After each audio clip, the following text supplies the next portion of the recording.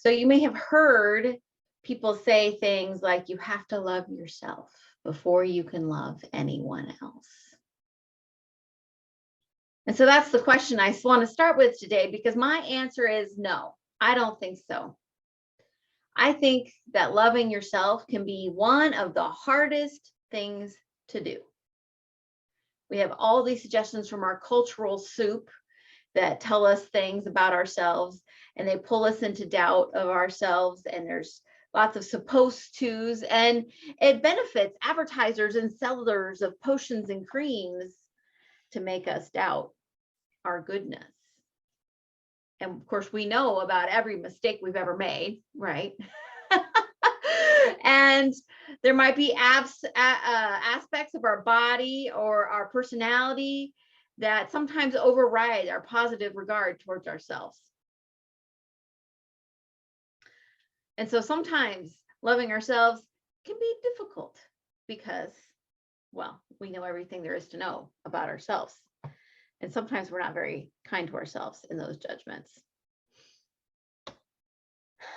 But to some people, the idea that they must love themselves before they can love anyone else be a step too far. Because I don't think that that's the only part of the equation. I know people who have gotten through very difficult times because they cared so much about someone that knowing that they were being counted on was enough to keep them going. Now, that is not an ideal situation, but sometimes you just have to take the port in any storm approach to these types of things. I know people who, through gentle encouragement, were able to see and then embrace that they also had a quality that they admired in another. They had to see it in someone else before they could see it and then say, yes, that's true about myself. You see, I think that loving oneself is a revolutionary act. And I believe that the more we love and appreciate ourselves, the more we're able to do the same for others. But I don't think that there's this line that is crossed from don't love self to love self. I think that it's an ongoing, lifelong unfolding of our truth. Of course, on the cosmic, absolute level of things, the point is moot, as there is no others, but only one. But since most of us spend most of our time in this relatively human experience, where we see ourselves as having boundaries, I encourage that we turn our focus on how we can show up as love for ourselves and to others and to the world. Less trying to quantify how much love, and more experiencing, doing, being. Colossians 3:14 reads, above all, clothe yourselves in love, which binds together everything in perfect harmony. One of the images that comes to my mind when I think about harmony is people joining together in song. Remember that old Coke commercial? I like to teach the world to sing. It's a beautiful image. But what I've come to know is that it's important to look at who is missing from the choir. Just as something is missing if there's no altos. There's something missing when some group of our fellow earthlings is missing from the choir. In music, harmony isn't about being static. It's a conversation between voices, of tensions and resolutions. And even if some parts aren't playing the same, if some parts are playing, they are playing the same note, it's not wasted or redundant. In my own experience learning about myself, reflecting on uncomfortable realizations. Anybody had uncomfortable realizations about themselves? Yes? Okay, yes. All right, excellent. Whew. and we heal stuff, it feels discordant. We feel uncomfortable, out of harmony. But eventually, we come into greater harmony and see the beauty of the bigger picture with ourselves more than ever before. And if you haven't got there yet, then just wait, it's coming. It's a process. So when I look at the history of social justice, I see this call and this continual unfoldment of love and harmony. I know that sometimes it certainly doesn't look like that, but we remember that harmony isn't about everything being smooth and easy or static. It is a conversation with all the voices. And when voices are left out or not allowed to sing their true part, then all of humanity loses. Another aspect of our power of love is the attractive force. And I don't mean when strangers' eyes meet across a crowded room, which is, a kind of attraction, but not what we're talking about here, though it is this sort of in a way, because when we talk about the attractive force of love, we talk about seeing what it is that we want to have happen and coming towards it.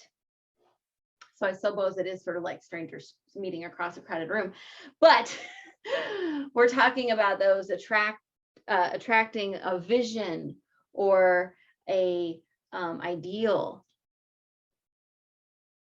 When we love someone or something, we are aligning ourselves with that vision. Through a social justice lens, this is envisioning a just world, a world that works for all.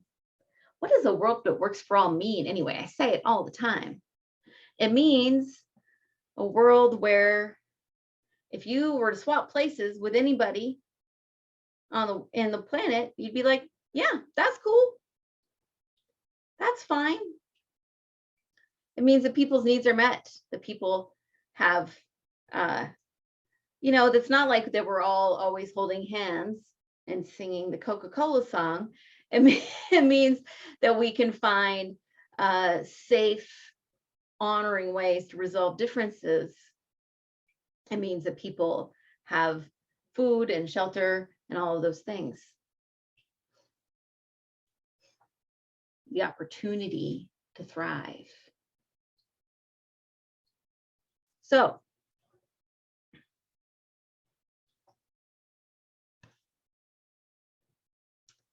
we hold the vision of a world that works for all. And we bring it forth through raising up and coming into harmony with the vision and transforming the parts that are not in alignment with that vision. There are countless stories throughout history of people who loved their community more than their fears or their reservations and did something to call forth harmony. All the way back to Moses. If you remember, Moses was not a fan. He's like, I don't talk so well, but he did it because it was what was his to do. But I think of February 1st, 1960, when Joseph McNeil, Franklin McCain, Ezell Blair Jr., and David Richmond sat down at a Woolworths counter in Greensboro, North Carolina, and asked for coffee. They were denied, as you likely know, some of you might even remember, and in a matter of days, there were hundreds of people engaged in this protest. Now, I can't know exactly what was happening in the head of each person involved, but I imagine that to be able to walk in the world with respect and equality for themselves and their community was core. A desire for harmony, for the ability to thrive, for joy, for safety. They knew that the current situation in their community wasn't a reflection of love. And they knew clearly what they wanted to create more of for themselves and for their community. To me, that sounds like love. One of the gentlemen was quoted as saying that he knew that he he could very likely end up in jail, but that was preferable than going home in a pine box. He knew that that was an option of something that might happen. So what does all this mean for us? I think that every moment in our lives is an opportunity for love. How do we look at everything we encounter as an expression of love or an opportunity for love? An opportunity to come into harmony, which may have discordant parts. An opportunity to envision a world or a neighborhood or a home that works for all and comes into alignment with the vision. What if we walked through our world, whether we're physically out walking in the world or sitting here in front of our computers, interacting with people and seeing each of those with their little hearts and knowing who they are?